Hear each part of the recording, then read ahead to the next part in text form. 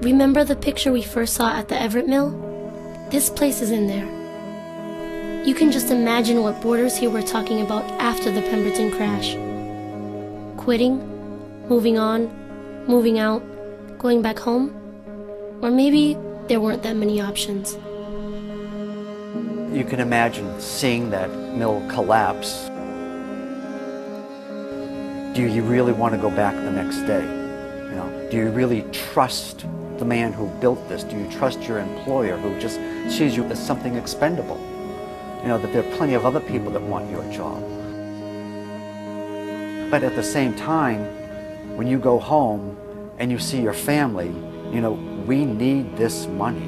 We need this money to support ourselves, to feed our children. The records clearly show that Catherine Hannon did not make it out of the mill alive, and her sister Ellen was badly injured with an injury to her left arm that was pretty severe. The 1860 census for Lawrence, which would have been taken in June, 6 months after the collapse, lists Ellen Hannon as an operative, which means at that time she was back in the mill at work. And in March of 1861, the mother, Ellen Hannon, dies of what might have been a broken heart. The records do show that it was heart disease as the cause of her death. I'm sure she must have asked herself why they came, if they were any better off than they had been before. But you can only imagine that stuff.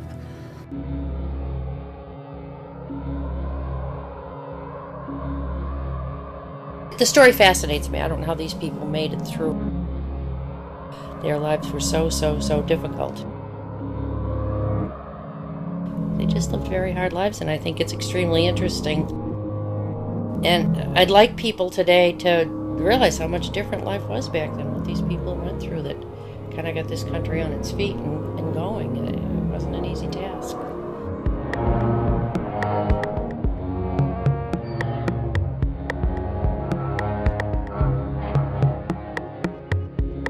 The bricks of the Pemberton Mill still hold the story of Catherine and Ellen, and countless others. And every building has its stories, some of them tragic, some of them about making a successful life in a new place.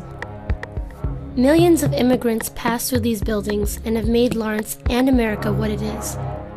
They leave behind evidence, etched into the bricks, and the sidewalks, and the streets. Open your eyes.